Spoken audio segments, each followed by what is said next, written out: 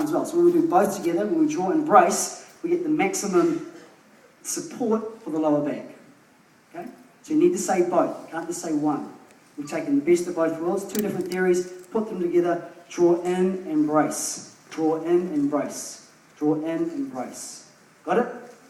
Nice. Okay, stand up. Shoulders set. So heels under hips, etc. Now it's in two parts as well. So we want to what? Lift the shoulders up, back, and down, and slide them in towards the spine. Okay, it's the second bit that we always forget. So it's shoulders up, back, and down, and slide them in toward the spine. So a little bit of tension between the shoulder blades. Shallow V, as Corey would say. Up, back, and down, and slide them in towards the shoulder blades. Now, what does that automatically do for you? Keeps the chest lifted. It prevents us from doing rounding the shoulders. Okay? So we're looking for great alignment. So shoulders up, back, and down, and slide them in towards the spine. Okay? Sit down. So two parts. Up, back, and down, and slide them in towards the spine. Two, lift the chest. Okay? So that's two parts of the equation. Then we have the head and neck cue. So if I'm in a dead row or a deadlift, I need to what? These three things.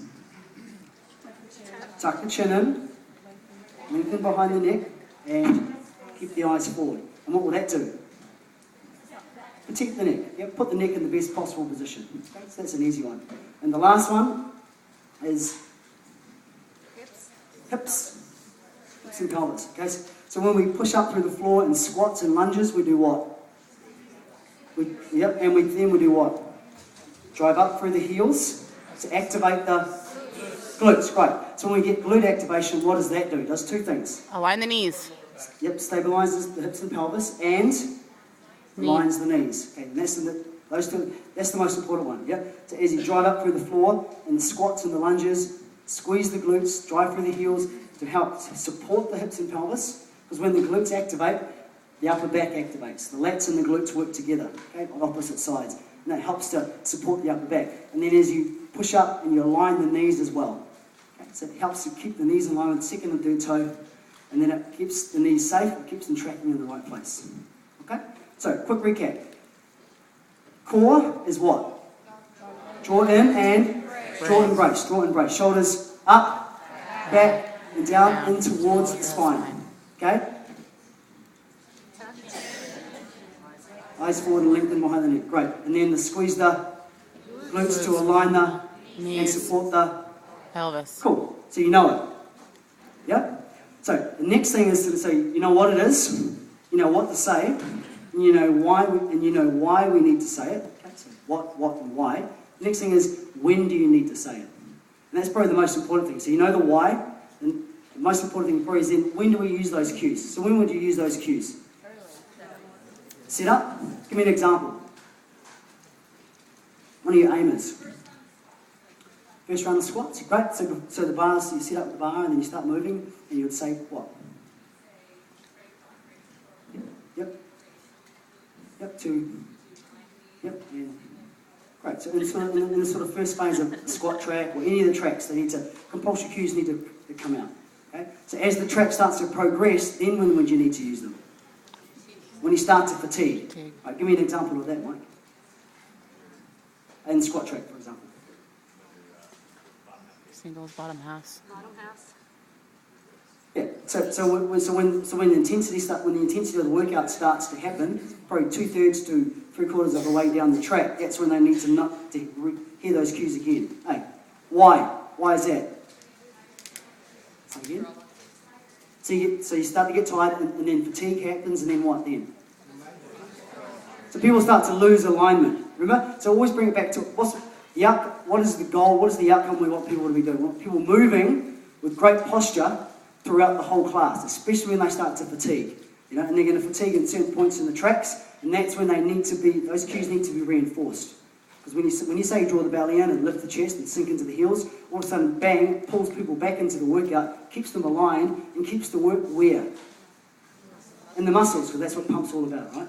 Getting the work in the muscles. So what I want to do quickly is use Joseph. We're going to go through a couple of key exercises, and I'm going to give you some of the basic cues you need to know for a couple of key exercises, the compulsory cues, and when you'll need to use them during the tracks. Okay, so let's borrow you.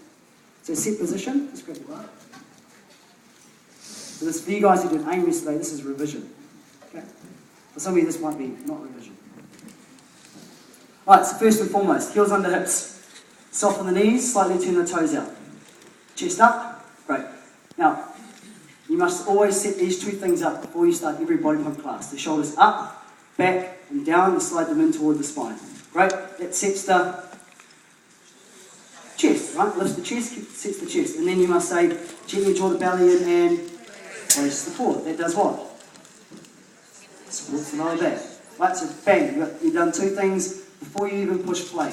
And now Joseph has set up a perfect posture to begin the workout. And then the whole objective of the game after that is to try and maintain that when we start to work. Got it? Okay, let's try the squats. It's a bit heavy, won't it?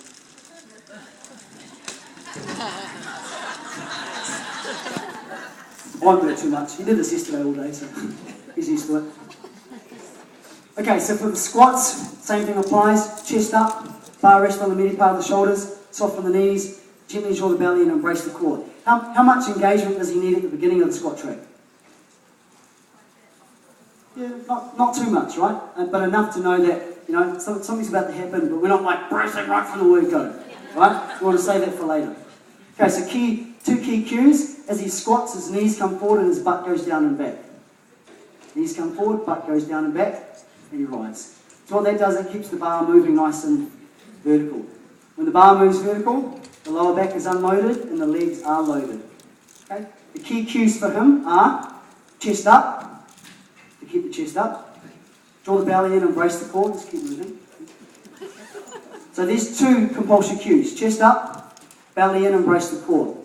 And then as he rises from the floor, he needs to squeeze his glutes on the way up, or push through the floor to squeeze his glutes to what? Align the knees and stabilize the pelvis. Okay? And then as the track progresses and he starts to get tired and the singles in the bottom half start to hit, then what do they need to hear? Like, so what's going to happen? He's going to collapse into his shoulders, right? So he needs to go chest up. Okay? 10 minutes. Chest up. Draw the belly in. Brace the core. Okay? And say it like that. Don't just say brace the core. Brace the core. Give it some intensity so that people actually hear it and do it. Draw the belly in. Brace the core. Squeeze the glutes on the way up to support the hips and pelvis. So as the track progresses and fatigue sets in, you need to reinforce that. And that's the most important thing. Got it? Okay, dead row. Again, basic cues. Chest up, belly in, brace the core, soften the knees. Tip from the hip. Bar to the kneecaps, draw the bar into the belly. Little squeeze between the shoulder blades, okay, to activate the mid upper back. Right? Compulsory cues, again, same thing. Draw the belly in and brace the core. Keep the chest lifted.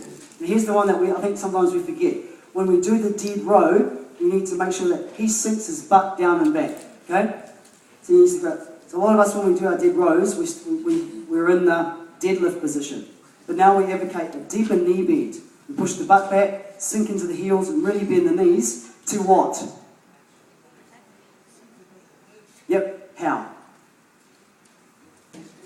Great, glute activation. So when he sinks back a little deeper into his knees, into his legs, sinks into his heels, all of a sudden his glutes activate. Okay? When the glutes activate, it activates the lats. This is getting really dodgy. I've had this all around the world for the last few weeks, so. I meant the touch, so. I'm quite professional, I have gloves.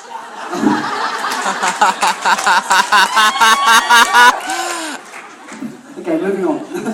Dead row, so if we can get down there. So, glutes activate. When the glutes activate, this glute activates this lat. So it works as a cross, it works as a sling. When the glutes activate the upper back, can't take you anywhere, you know? When the glutes activate the upper back, it helps support the pelvis and the spine. Okay, so you've got to have two things going on. To get the maximum benefit and the maximum stability in the dead row, glutes activate to support the upper back. If you draw the belly in and brace the core at the same time, you've got two things happening. Right? Glutes, upper back activation, abs, core activation. Then all of a sudden he becomes rock solid in his dead row. And what will that mean for Joseph? Good posture. He'll get more isolation because he's not doing this. You know, he's not jumping out, he's not popping out of the move. Okay? So when will they need to hear that the most in a backtrack?